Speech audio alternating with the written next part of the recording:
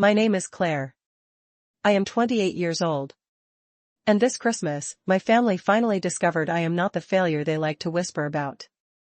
By the time my mom lifted her glass and announced to the whole table that my sister had just bought a beautiful house, I already knew this dinner was going to end badly. The turkey was still steaming when she leaned back in her chair loud enough for everyone to hear and said, "Your sister just bought a beautiful house. When will you finally settle down?" My sister did not even try to be subtle. She smirked over her wine and added, "Yeah, Claire, when are you going to grow up and get your life together?" The room went quiet, waiting for me to laugh it off like I always did. Instead, I smiled. Not the polite smile they were used to, but the kind of calm smile you give when you are holding a secret no one in that room deserves. I looked at my mom and said, "I already did. I just did not invite anyone who doubts me." Her face went red so fast it was almost funny, and every fork froze halfway to every mouth as they all stared at me like they were seeing me for the first time. If you think that one sentence came out of nowhere, it did not. It was built on years of being ignored, dismissed, and compared to a golden child I could never beat.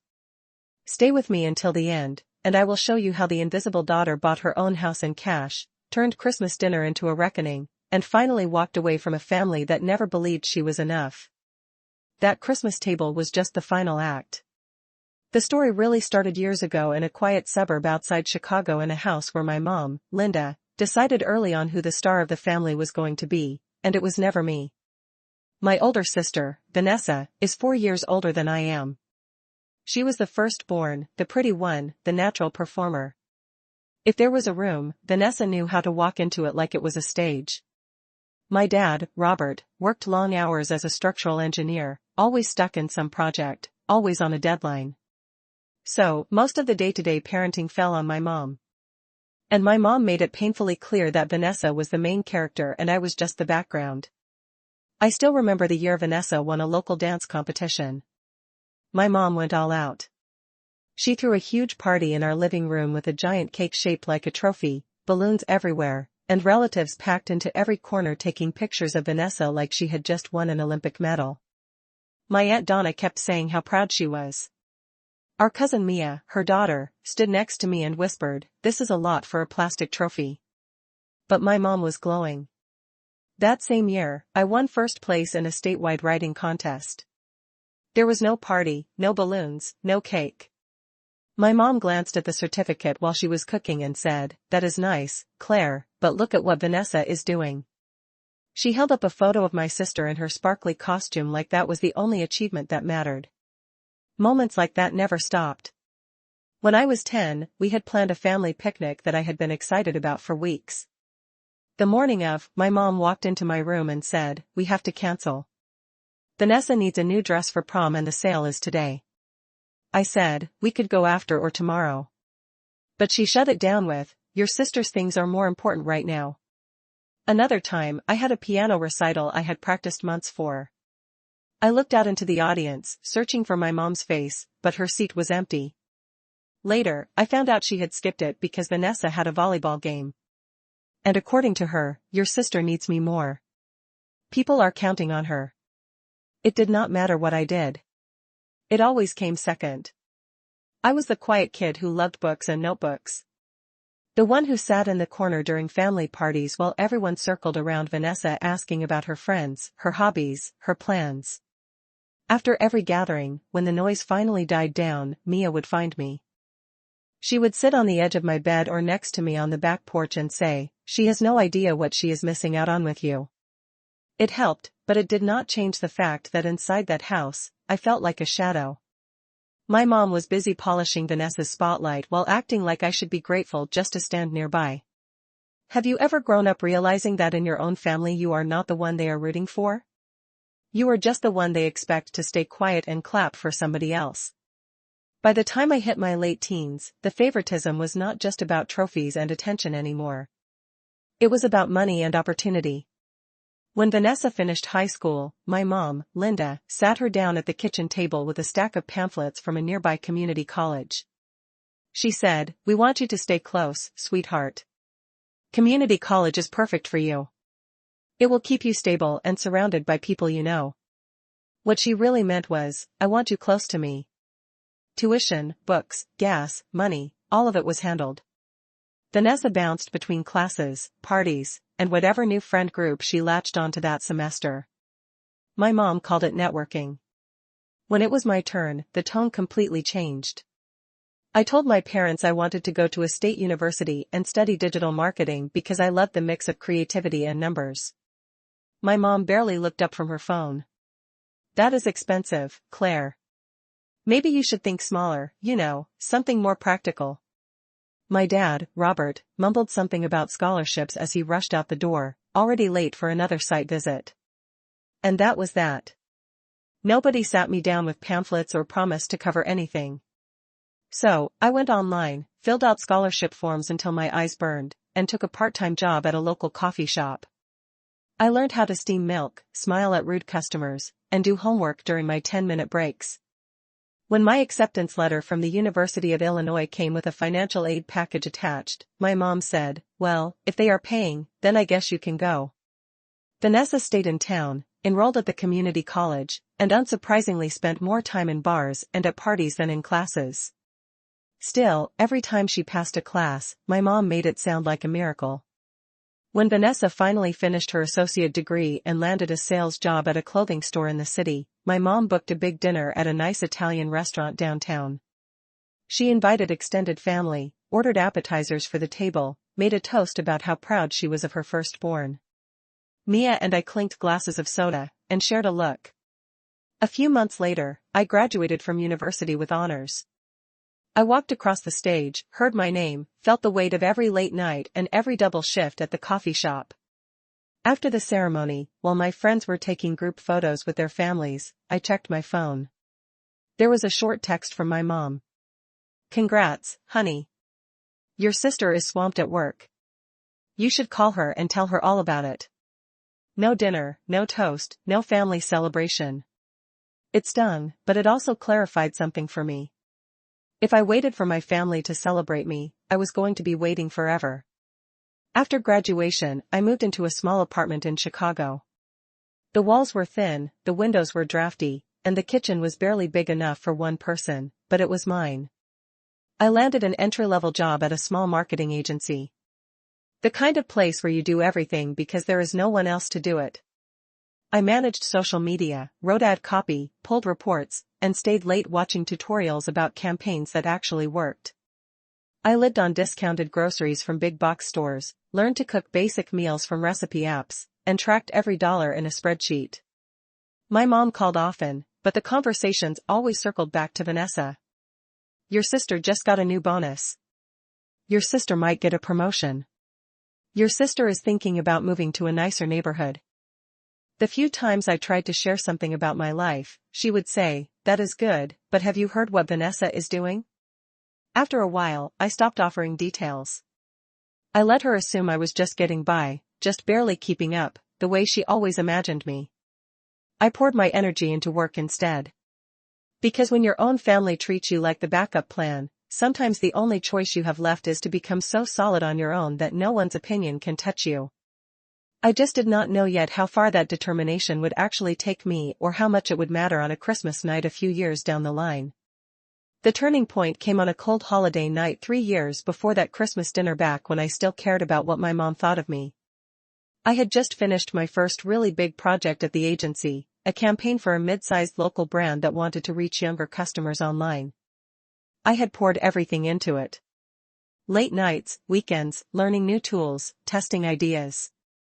When the numbers came in and we saw sales jump by almost 30%. My boss actually clapped in the middle of the office.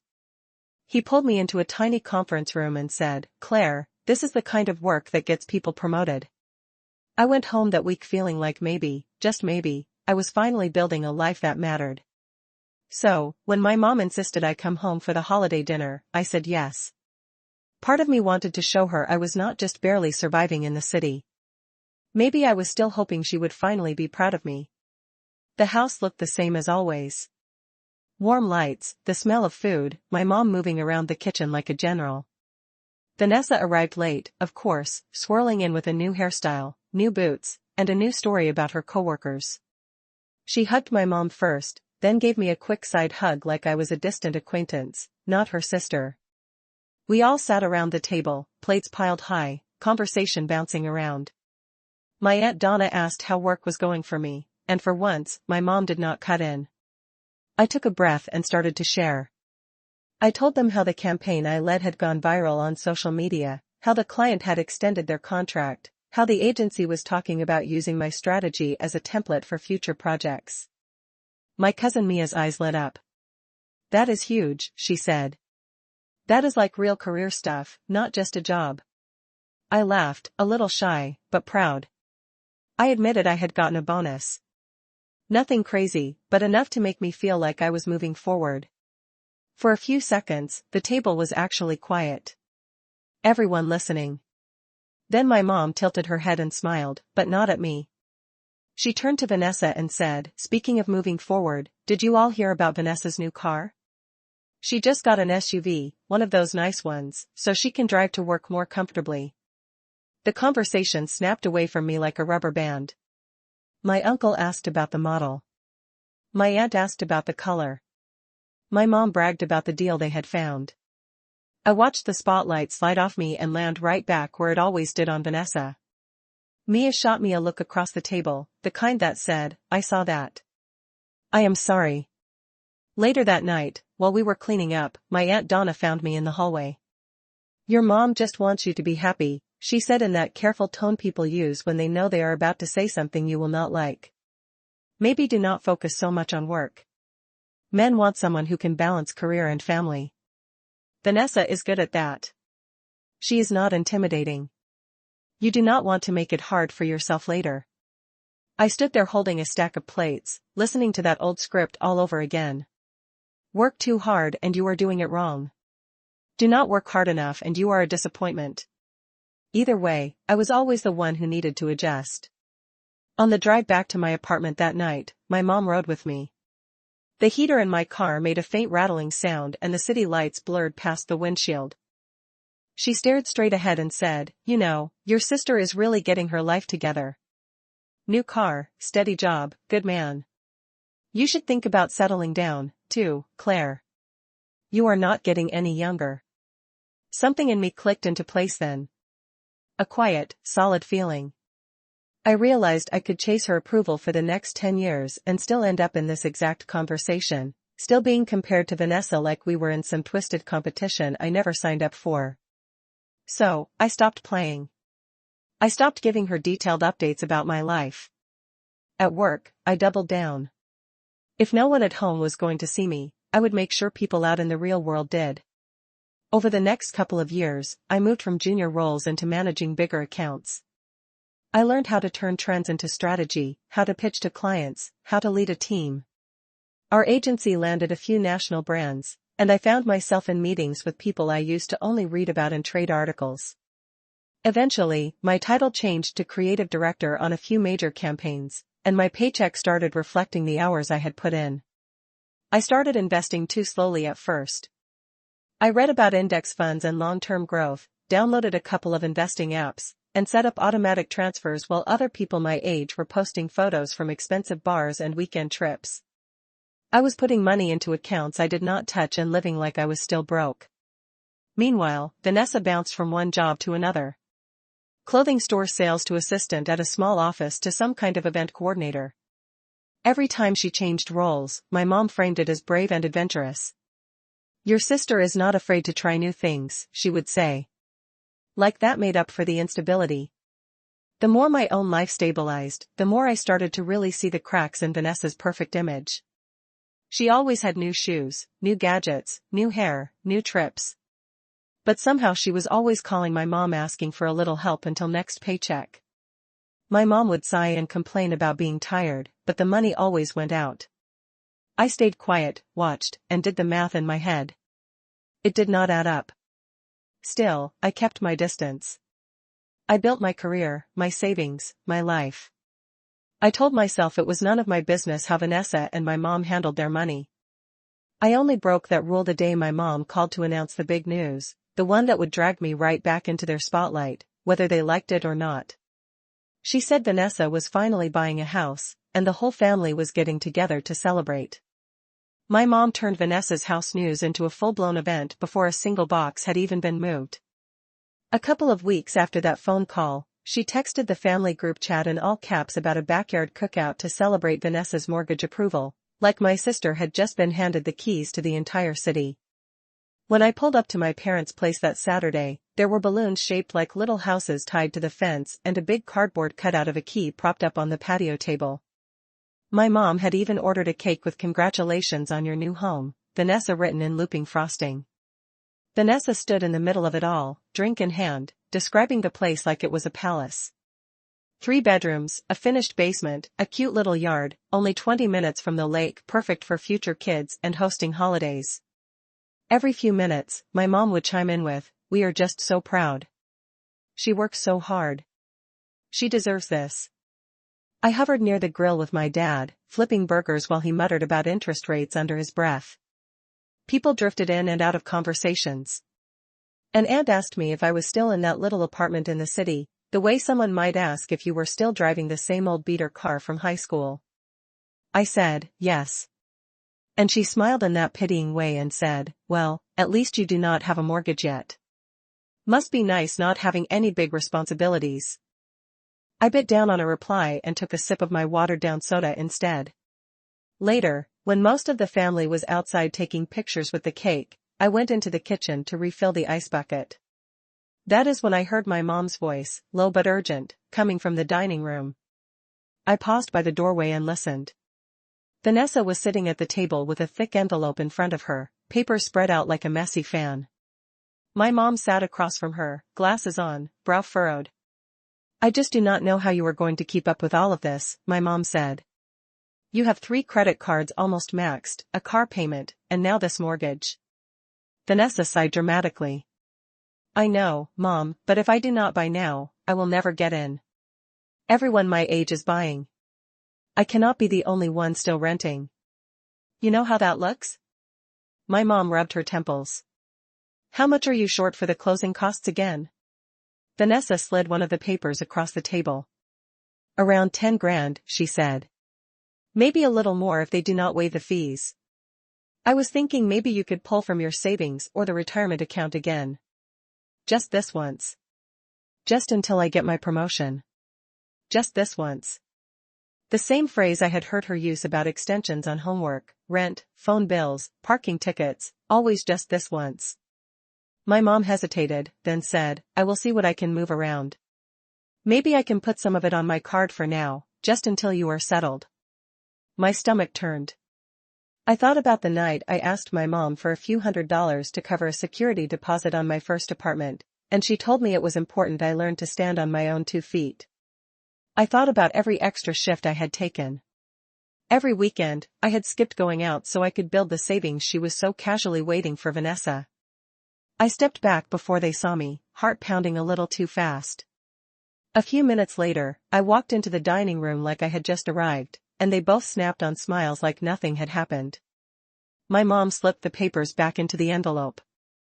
Vanessa tucked it into her bag, and the performance moved back outside to the patio where the cake and cameras waited. That night, when I got back to my tiny apartment, I opened my laptop and really looked at my numbers. I pulled up my accounts, my investment apps, my savings. Years of working, saving, and quietly investing had added up to more than I had let myself acknowledge. While my mom had been pouring money into Vanessa's appearances, I had been pouring mine into my future. For the first time, the idea that I could actually buy a place did not feel like a fantasy. It felt like math. Within a few weeks, I was meeting with a realtor on the edge of a small lake community outside the city, walking through a bungalow with big windows, a wide porch, and a view of the water that made my chest ache in the best way. 3 bedrooms, an open kitchen, a small office at the back that looked straight out onto the lake. No shared walls, no upstairs neighbors stomping around at midnight. The price made my palms sweat. But when I sat down with a financial advisor and we went through everything line by line, he said something that stuck with me. "You have done the work. You can afford this. You could even pay cash if you want to avoid the mortgage headache." So I did. I emptied accounts I had been growing for years, moved things around, and wired the money. No loans, no cosigners, no desperate phone calls to my mom. On the day I got the keys, I stood alone in the empty living room and listened to the silence. No traffic, no neighbors, just the faint sound of water against the shore and my own breath in my ears. It felt like stepping into a life nobody had seen coming, least of all my family. Mia was the only one I told at first. She drove out one weekend with a trunk full of plants and a toolbox, walked through the front door, and immediately started grinning. "Claire," she said, "this is insane. This is like proof you were never the loser in this story." We spent the weekend building furniture, unboxing dishes, and arguing over where to put the couch. We made runs to big box stores, loaded up carts with towels and lamps, and by Sunday afternoon, the house looked less like a listing and more like a home. At one point, Mia stood in the doorway of my new office and said, "Do they have any idea?" I shook my head. No, and for now, I like it that way. I did not want my house turned into another stage for Vanessa or another talking point for my mom. I wanted one part of my life to be fully mine, untouched by their expectations. I honestly believed I could keep it that way. I thought I could let them keep their fantasy about who was winning and who was losing, and I could just exist quietly by the water. I did not know yet that one Christmas dinner would drag everything out into the open, whether they were ready for it or not. Christmas at Vanessa's new house looked like a holiday commercial. The living room was draped in white lights. A huge tree glittered in the corner with matching ornaments. And there was a faint smell of cinnamon and sugar hanging in the air. She had Christmas music playing just loud enough to make everything feel festive. And my mom, Linda, moved around the kitchen like she owned the place, telling everyone how proud she was. I pulled up in my old hybrid, parked a few houses down, and sat there for a second staring at the front door. Part of me wanted to turn around, drive back to my quiet house by the lake, and spend the night with a frozen pizza and my cat. Instead, I took a breath, grabbed the bottle of wine I brought out of pure habit, and walked up the driveway. Vanessa opened the door in a red sweater dress and perfect makeup, the kind of polished look that photographs well. She hugged me lightly, glanced at my outfit, and said, "You look nice." Kind of simple, but nice. Classic Vanessa. Inside, relatives were already settled in. My Aunt Donna and my uncle were on the couch. Mia leaned in a corner, scrolling on her phone, shooting me a quick smile when she saw me. My mom emerged from the kitchen, wiping her hands on a towel, and kissed my cheek. "I am so glad you could make it," she said, like I had been the one who begged for an invitation. Dinner was loud in the way big family dinners always are. The table was covered in food, turkey, and mashed potatoes, green beans, stuffing, baskets of rolls, and a pumpkin pie cooling on the counter behind us. People passed plates, clinked glasses, and swapped stories.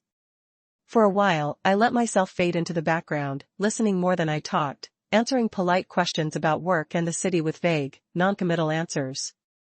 I was halfway through my second bite of turkey when it happened. My mom lifted her glass, tapped it gently with her fork, and the room quieted. "I just want to say how proud I am of my daughter," she said, smiling at Vanessa, "buying this beautiful house, building a real future, being truly settled. This is what stability looks like." Then she turned her eyes to me, and I felt the shift before she opened her mouth. "Your sister bought a beautiful house, Claire," she said, voice just a little too loud. "When will you finally settle down?" A soft ripple ran around the table. A couple of awkward laughs, a few raised brows. Vanessa did not waste a second. She tilted her head, smirked, and said, "Yeah, Claire, when are you going to stop acting like a college kid and get your life together? You cannot live in that tiny apartment forever." For a moment, nobody said anything. Forks hovered over plates. Someone cleared their throat. I saw Mia's eyes flick to mine, wide, wary. It would have been so easy to do what I had always done, to laugh weakly, shrug it off, let the comment slide. But I was not the same girl who used to drive home crying after these dinners. I had a house key in my purse that said otherwise. So I swallowed my bite, set my fork down, and looked straight at my mom. "I am actually already settled," I said. My voice even. "I just did not invite anyone who doubts me." My mom blinked, thrown for a second, then let out a little laugh like I had made a joke she did not get. "What are you talking about?" she asked. "Claire, do not be dramatic. You are renting. That is not the same thing. I held her gaze. I am not renting, I said. I bought a house months ago. 3 bedrooms, an office, yard right on the lake, paid for it in cash. The silence that dropped over that table was almost physical. Someone's fork actually clinked against their plate. My aunt's eyes got big. My uncle stopped mid-sip. My mom's smile froze on her face, then slid off completely. Vanessa let out a short, disbelieving laugh. Okay, sure, she said. You bought a whole house in cash. Come on, Claire. No one likes a liar. Mia spoke up softly but firmly. She is not lying, she said. I have been there. It is real. It is beautiful. Everyone's head swiveled toward her, then back to me. My mom shook her head slowly. Why would you buy a house and not tell your family? Because every time I tried to show you my life, you changed the subject to hers. I said, you did not want to hear about my degree, my job, my promotions. Why would you care about my house? This is ridiculous. My mom snapped. Your sister worked so hard for this place. You could at least be happy for her instead of trying to one-up her at her own dinner. I felt the anger rise. Not the wild kind that makes you yell, but the cold, steady kind that makes everything crystal clear. I looked at Vanessa. I am happy anyone can get a home, I said. What I am not happy about is you pretending you did it all on your own while you drain mom's savings and load up credit cards like it is free money. Vanessa's face went sharp. Excuse me, she said.